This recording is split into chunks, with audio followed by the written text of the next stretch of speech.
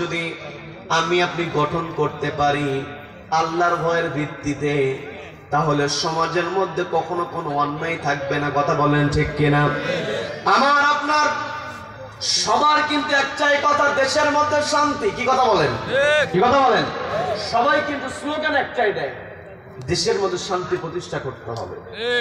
আবার আমি আপনি পৃথিবীতে যে এসেছি, আমার আপনার ব্যাপারে রব্বুল আলামিন যখন ফেরেশতাদের সঙ্গে কথোপকথন করলেন, পরামর্শ সবাই যখন ফেরেশতাদেরকে ডাক দিয়ে আল্লাহ বলছেন, ইন্নী জাইলুন ফিল আরদি খলিফা, আমি জমিনে আমার প্রতিনিধি প্রেরণ করব।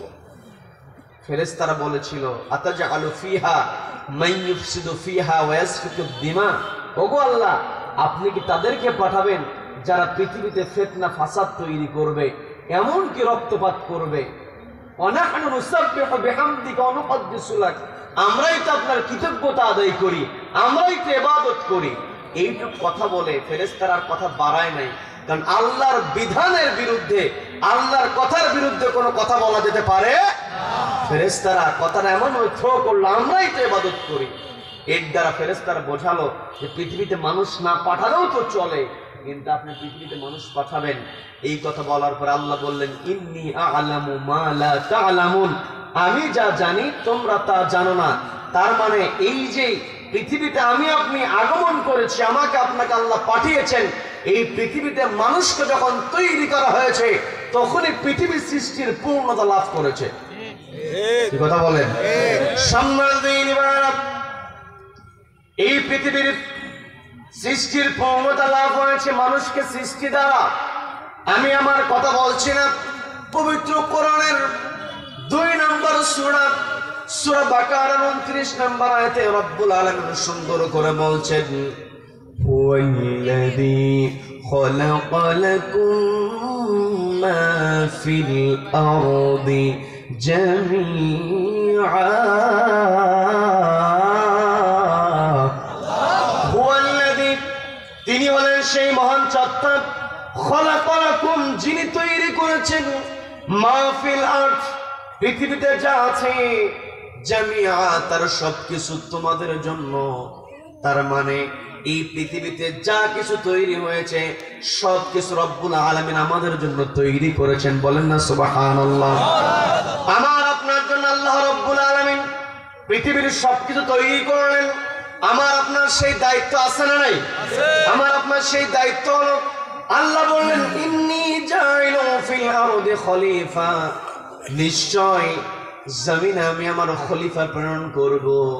তার মানে এই পৃথিবীতে আমার আপনার যদি ঈমান থাকে, তাহলে আমাকে আপনাকে খলিফার ভূমিকায় থাকতে হবে। কথা বলেন ঠিক কিনা? এই কথা বলেন। খলিফার ভূমিকায় যদি আমি আপনি থাকতে চাই, আমার আপনার দায়িত্বটা কি? কোরআনকে প্রশ্ন করলে কোরআন জবাব দিতে পারে কি পারে না? সবাইকে বলতে পারে কি পারে না? পবিত্র কোরআনের 3 নম্বর সূরা, সূরা ইমরানের 110 নম্বর আয়াতে রব্বুল আলামিন সুন্দর করে বলছেন, কুনতুম খায়রা উম্মাতিন উখরিজাত লিন-নাসি তা'মুরুনা বিল মা'রুফি ওয়া তানহাউনা 'আনিল মুনকারি ওয়া তু'মিনুনা বিল্লাহ।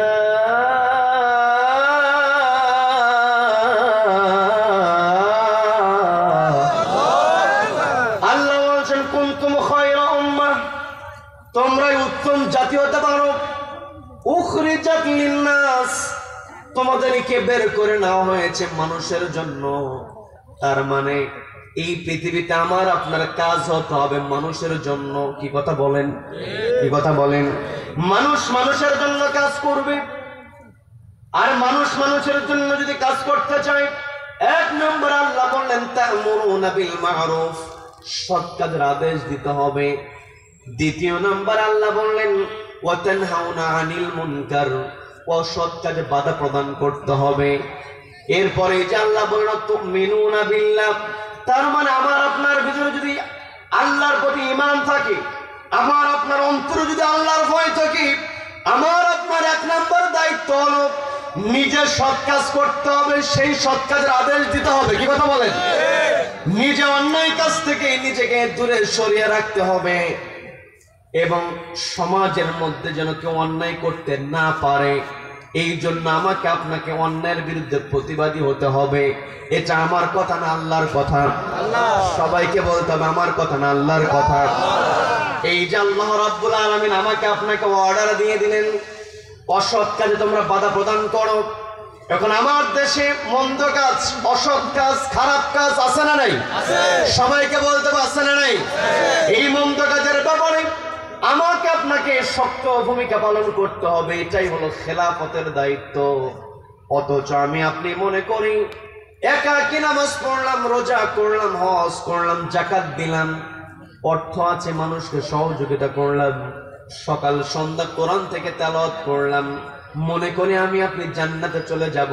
কিন্তু না না, এই পৃথিবীতে একাকী ইবাদত করে যদি পার পাওয়া যেত, নবীজিকে ওই মক্কা থেকে মদিনায় হিজরত করতে হতো না। কথা বলেন ঠিক কিনা? একাকী ইবাদত করে যদি পার পাওয়া যেত, ইমাম হোসেন রাদিয়াল্লাহু তাআলা তাকে কাল্লা দিতে হতো না। কি কথা বলেন? ইয়াজিদের সামনে নিজেকে তিনি নত করেন নাই, অন্যায়ের বিরুদ্ধে প্রতিবাদ করার কারণে ইমাম হোসেনের কল্লা দিতে হয়েছে। তার মানে এই পৃথিবীতে আমার আপনার দায়িত্ব হলো সৎ কাজের আদেশ দেব, অসৎ কাজে বাধা প্রদান করব। এই অসৎ কাজে আমি আপনি যখন বাধা প্রদান করতে যাব, আমার আপনার বিপদ আসতে পারে। কি কথা বলেন? কি কথা বলেন? বিপদ যদি আমার আপনার উপরে আসে, ভরসাটা রাখতে হবে কার উপরে? এই জন্য আল্লাহ রাব্বুল আলামিন সূরা আনফালের 2 নম্বর আয়াতে 1 নম্বরে বললেন, 1 নম্বর বৈশিষ্ট্যের কথা বললেন, ইযা যুকিরাল্লাহ, যখন আল্লাহর নাম উচ্চারিত হবে, ওয়াজিলাত কুলুবুহুম, অন্তরটা কেঁপে উঠবে আল্লাহর ভয়ে। 2 নম্বর বৈশিষ্ট্য বলা হলো ওয়াইদা তুলিয়াত আলাইহিম আয়াতুহু, ঈমানদার বান্দার সামনে যখন কোরআন থেকে তেলাওয়াত করা হবে, যাদাতহুম ঈমানা, ঈমানটা বহুগুণে বৃদ্ধি পেয়ে যাবে। কথা বলেন ঠিক কিনা? এই যে কোরআনের আয়াত, আল্লাহ বলেন তা'মুরুনা বিল মা'রুফ, সৎ কাজের আদেশ দাও। এই কোরআনের আয়াত, এই আয়াত শোনার পরে আমি আপনি যদি সৎ কাজের আদেশ দিতে পারি, বুঝতে হবে আমার আপনার ঈমান বেড়েছে। কি কথা বলেন? আমি আপনি যদি অসৎ কাজে প্রতিবাদ করতে পারি, বুঝতে হবে আমার আপনার ঈমান বেড়েছে। এই জন্য 3 নম্বরে ঈমানদারের যে বৈশিষ্ট্য আল্লাহ বললেন, ওয়া আলা রাব্বিহিম ইয়াতাওয়াক্কালুন, মুমিন বান্দা সব সময় তাওয়াক্কুল করবে কার উপরে? আল্লাহ। সবাইকে বলতে ভরসা করতে হবে কার উপরে? আল্লাহর উপরে ভরসা করে আল্লাহর জমিন, আল্লাহর বিধান কায়েমের জন্য আমাকে আপনাকে চেষ্টা করতে হবে। কি কথা বলেন? আল্লাহ বলেন তুমিনুনা বিল্লাহ, আল্লাহর প্রতি ঈমান আনতে হবে। একই কথা রব্বুল আলামিন পবিত্র কোরআনের 61 নম্বর সূরা সফের 11 নম্বর আয়াত আল্লাহ বললেন, তুমিনুনা বিল্লাহি ওয়া রাসূলিহি ওয়া তুজাহিদুনা ফি সাবিলিল্লাহি বিআমওয়ালিকুম ওয়া আনফুসিকুম, যালিকুম খায়রুল লাকুম ইন কুনতুম তা'লামুন।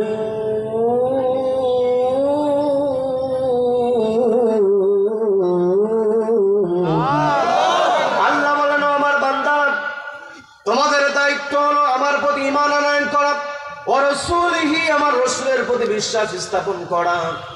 এরপরই তোমাদের উপরে যে দায়িত্বটা আমি অর্পণ করে দিলাম, তুজাহিদুনা ফি সাবিলিল্লাহ, সংগ্রামটা করতে হবে কার রাস্তায়? আল্লাহর রাস্তায় সংগ্রাম করা মানেই হলো সৎ কাজের আদেশ দেওয়া। কি কথা বলেন? অসৎ কাজে বাধা প্রদান করা। কি কথা বলেন? আমার দেশে চুরি, ডাকাতি, ছিনতাই, রাহাজানি, চাঁদাবাজি আছে না নাই? সবাইকে বলতে হবে আছে না নাই? আমার দেশে প্রতিনিয়ত চুরি হয়। যখন কোথাও কোনো জুতা চোর ধরা পড়ে, মুরগি চোর যখন ধরা পড়ে, আমরা কি করি? দলবদ্ধ হয়ে একত্রিত হয়ে আচ্ছাতারে গণধলাই দেই। কি কথা বলেন? জুতা চোর ধরা পড়েছে, মুরগি চোর ধরা পড়েছে, আমি আপনি সেই জায়গাতে প্রতিবাদ করে গণধলাই দিয়ে দেই। কিন্তু আমার দেশে কলমের খোঁচা দিয়া লক্ষ লক্ষ টাকা আত্মসাৎ করে এমন অফিসার যদি আমার আপনার সামনে চলে আসে, আমি আপনি প্রতিবাদ না করে বরং সালাম দিয়ে দেই। কথা বলেন? আমার দেশে যেই দুর্নীতিগুলো চলছে, আমার দেশে যেই জনগণের টাকাগুলো আত্মসাৎ করা হয়, কলমের খোঁচা দিয়ে লক্ষ লক্ষ টাকা যেই অফিসার আত্মসাৎ করবে, জনগণের টাকা যে অফিসার নিজের পকেটের মধ্যে ঢুকায়া দেবে, যদি একটা অফিসারকে কোরআনের বিধানের আলোকে ফাকাতু আইদিয়াহুমা, হাতটা কেটে দাও, এই বিধানের আলোকে কোন চোর অফিসারকে, দুর্নীতিবাজ অফিসারকে যদি ওই হাইকোর্টের সামনে কিংবা বাইতুল মুকাররমের সামনে একটা দুর্নীতিবাজ অফিসারের হাত যদি কেটে দেওয়া হতো, বাকি অফিসাররা এমনিতে সোজা হয়ে যেত। কথা বলেন ঠিক কিনা? এই কথাগুলো বললেই হুজুরেরা খারাপ হয়ে যায়। কি কথা বলেন? আমার কষ্ট নিয়ে বলতে হয়, আপনাদের এই গভীরপুর এলাকায় কৃষক মানুষ জমি আবাদ করেছে, সবজি চাষ করেছে, বেগুন সে বিক্রি করেছে 20 টাকা কেজি। এই বেগুন যখন ট্রাকে লোড দেওয়া হয়, এই বেগুন ঢাকায় পৌঁছতে পৌঁছতে একেবারে 20 টাকার বেগুন হয়ে যায় 80 টাকা। কি কথা বলেন? এই যে প্রত্যেকটা জায়গায় চাঁদাবাজি আছে না নাই? আছে না নাই?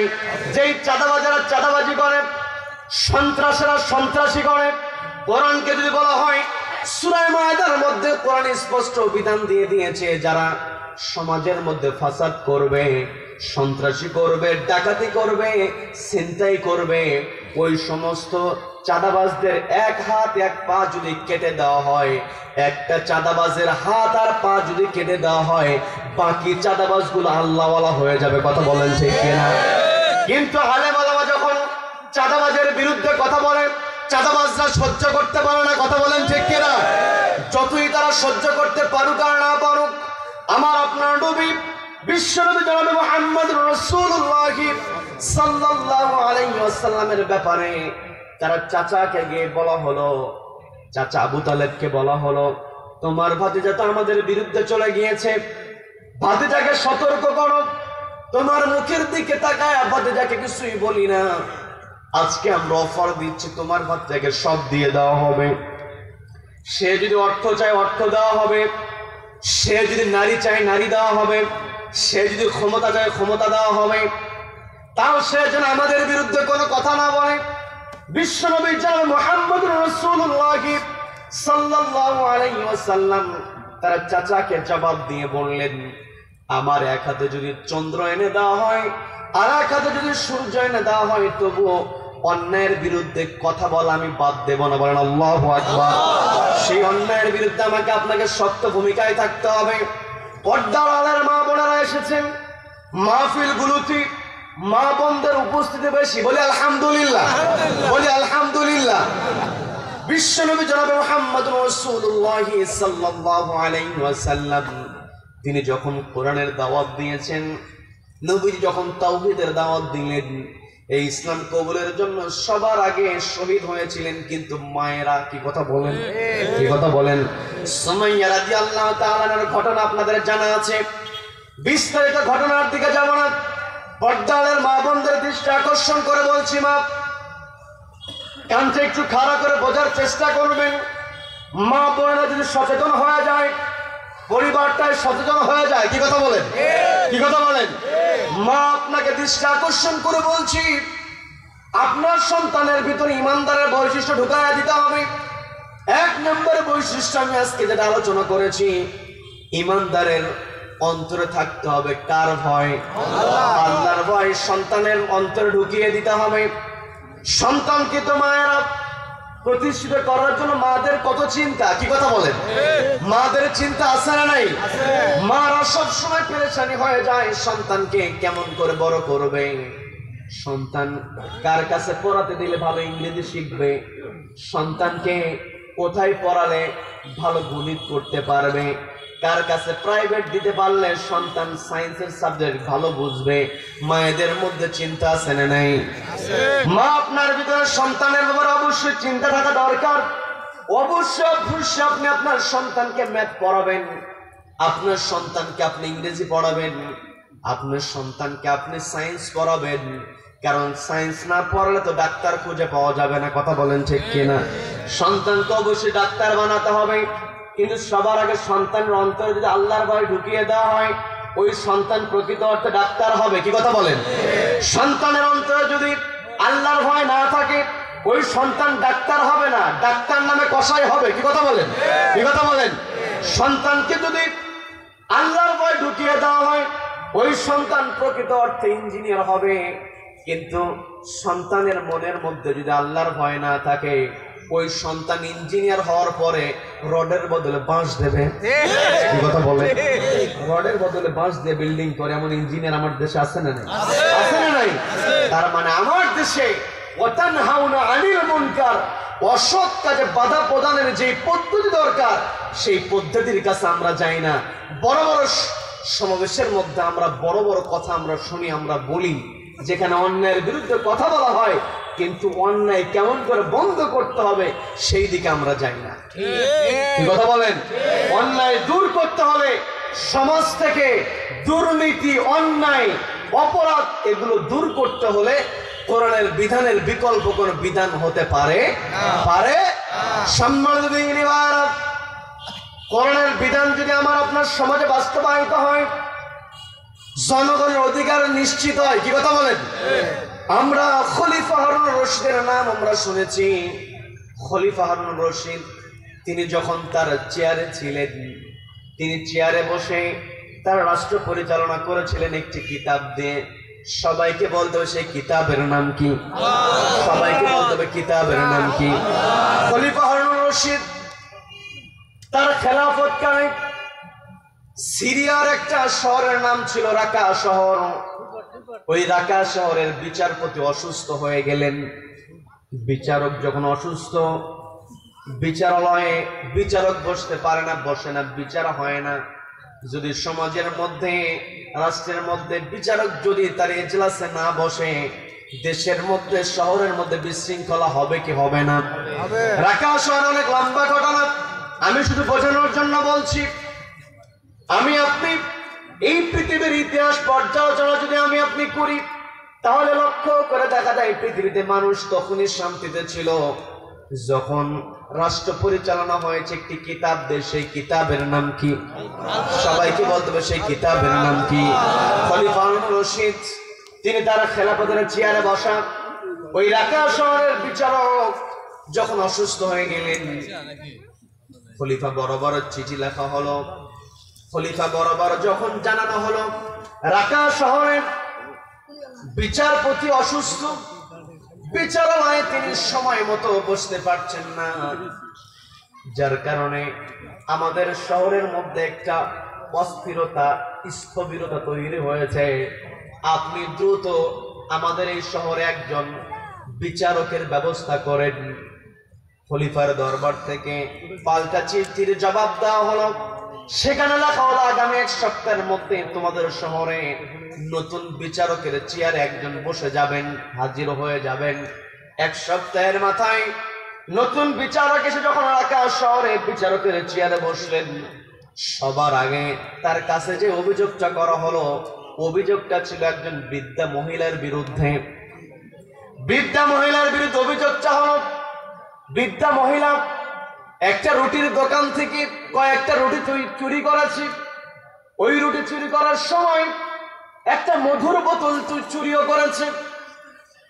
তার অপরাধটা হলো, অপরাধের গ্রাউন্ডটা হলো কয়েকটা রুটি চুরি করেছে, মধুর বোতল চুরি করেছে।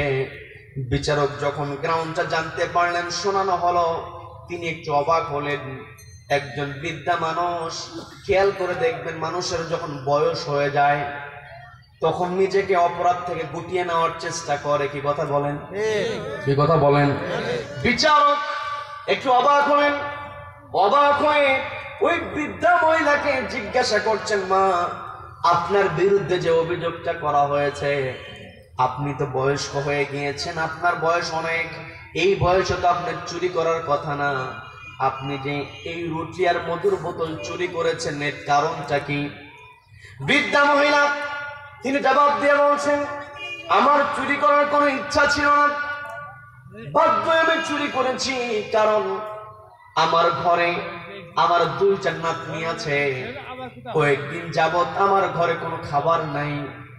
আমি বড় মানুষ, আমি নিজেকে কষ্ট হলেও নিয়ন্ত্রণ করতে পারি, নিজেকে আমি বোঝাতে পারি, কিন্তু ছোট্ট মানুষ ওই নাতনি দুইজন যখন আমার চোখের সামনে ক্ষুধার যন্ত্রণায় ছটফট করে, আমি আর নিজেকে নিয়ন্ত্রণ করতে পারি নাই। এখানে সেখানে গিয়েছি, আমাকে কেউ সহযোগিতা করে নাই।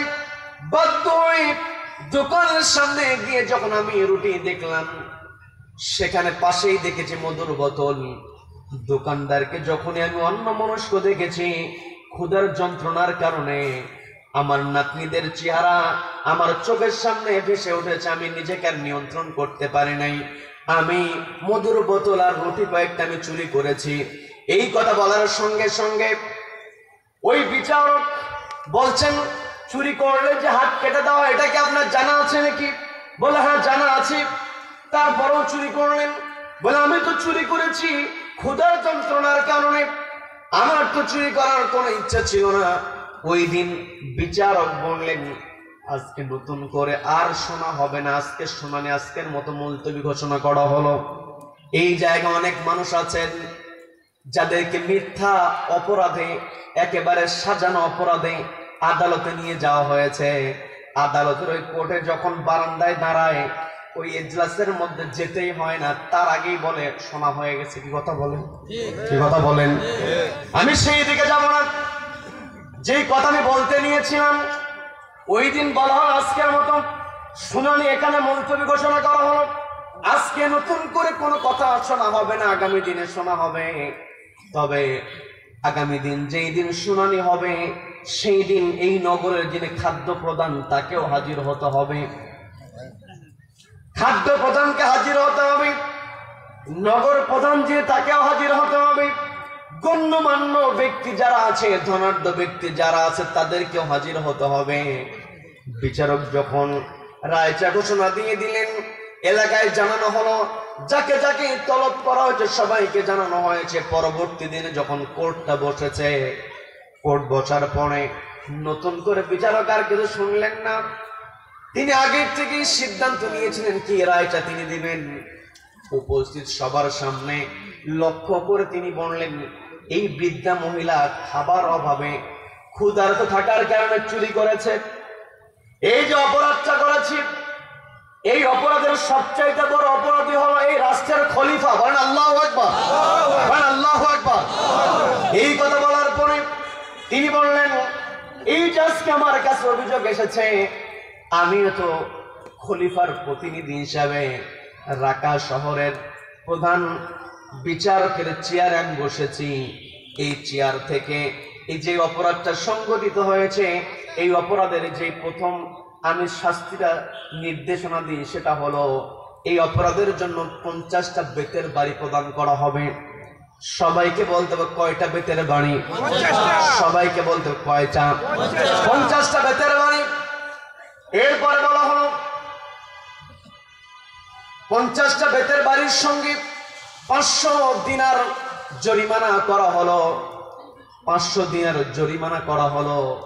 তিনি কথা বলে তার চেয়ার থেকে নেমে গেলেন। নেমে গিয়ে বলছেন, যেহেতু খলিফা সবার বড় অপরাধী, আমি তো খলিফার প্রতিনিধি, 50টা যে বেত্রাঘাতের অর্ডার দেওয়া হয়েছে, ওই 50টা বেতের বাড়ির মধ্যে 20টা বেতের বাড়ি আমার হাতে মারা হোক। বলেন আল্লাহু আকবার। আমি কি বানিয়ে বলছি নাকি? একটা শহরের প্রধান বিচারপতি তিনি নিজেকে অপরাধী সাব্যস্ত করলেন। তিনি বললেন, আমার হাতে 50টা বেতের বাড়ির মধ্যে 20টা বেতের বাড়ি আমার হাতে মারা হোক। তবে আমি নির্দেশনা দেই, আমি বিচারক হওয়ার কারণে কোনো প্রকার দয়া করা যাবে না। যেমনটা ভাবে আঘাত করা দরকার তেমন করে আঘাত করতে হবে। একটা পর্যায়ে যখন কয়েকটা বেতের বাড়ি মারা হলো, ওই বিচারকের হাত ধরে রক্ত বের হয়েছে। পাশ থেকে লোকজন এগিয়ে এসেছে, বিচারকের হাতটা ব্যান্ডেজ করে দেবে, কিন্তু তিনি কাছে আসতে দিলেন না। তার কাছে যেই রুমালটা ছিল, রুমালটা তিনি হাতের মধ্যে নিয়ে আবার পেঁচায় দিয়ে হাতটা সামনে দিয়ে বলছেন, এখনো 20টা বেতের বাড়ি পূরণ হয় না, আমার হাতে বাড়ি দিতে থাকবেন। আল্লাহু আকবার। এই যে বিচারক হয়ে তিনি যে হাতের মধ্যে বাড়ি নিয়েছেন, একমাত্র কার ভয়ে? সবাইকে বলতে হবে কার ভয়ে? 20টা বেতের বাড়ি যখন দেওয়া হলো, তিনি বললেন, নগর প্রধান তার দায়িত্ব ছিল এলাকার গরিব মানুষ ক্ষুধার্ত হয়ে আছে, তার খোঁজ খবর নেওয়া, খাদ্য প্রদান যিনি, তারও তো দায়িত্ব নেওয়া দরকার ছিল, দায়িত্ব পালন করতে পারে নাই। এলাকার ধনাঢ্য মানুষ ছিল।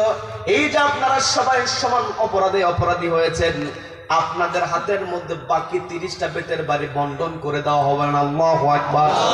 এই কথা বলার পরে তিনি বলছেন 500 দিরহাম যে জরিমানা করা হয়েছে, 500 দিনার যে জরিমানা করা হয়েছে, জরিমানা ওই বৃদ্ধা মহিলা তো দিবে না। এই 500 দিনারের ব্যবস্থা করতে হবে আমাদের সকলকে। আমি নিজে 100 দিনারের দায়িত্বটা নিয়ে নিলাম। বাকি 400 দিনারের ব্যবস্থা করা হোক। কারো মাথা পিছু 10 দিরহাম, কারো মাথা পিছু 30 দিরহাম। এইরকম করে যখন 400 দিরহাম তিনি উঠালেন, ওঠানোর পরে বলছেন এই 400 দিরহামের মধ্যে 20 দিরহাম দেওয়া হলো দোকানদারকে, কারণ দোকানদারের পণ্য চুরি করা হয়েছে, দেওয়া হলো। বাকি 380 দিরহাম যেটা থেকে গেল, ওই যে বিচারক তিনি বলতেছেন এই 380 দিনার দেওয়া হলো বৃদ্ধা মহিলাকে, 1 মাস যেন তিনি তার নাতনিদেরকে নিয়ে খাইতে পারেন। বলেন না সুবহানাল্লাহ। তার মানে রাষ্ট্রের দায়িত্ব হলো যারা বৃদ্ধ হয়ে যাবেন, রাষ্ট্রের দায়িত্ব হবে যারা পঙ্গু হবে, এদের দায়িত্ব নিতে হবে। কথা বলেন ঠিক কিনা? আমার দেশে বৃদ্ধদের দায়িত্ব না হয়, বৃদ্ধদের বয়স্ক ভাতা ব্যবস্থা আছে, কিন্তু বড় কষ্ট নিয়ে বলতে হয় এই বয়স্ক ভাতা পাওয়ার ক্ষেত্রে বৃদ্ধ মানুষকে আরো বৃদ্ধ হতে হয়। কি কথা বলেন? প্রত্যেকটা জায়গায় দুর্নীতি আর দুর্নীতি। কি কথা বলেন? এই দুর্নীতি যদি আমি আপনি বন্ধ করতে চাই, তাহলে সবার আগে আমাকে আপনাকে একটি কিতাবকে সামনে রেখে চলতে হবে। সেই কিতাবের নাম কি? সবাইকে বলতে হবে কিতাবের নাম কি? এই দুর্নীতি বন্ধ করতে হলে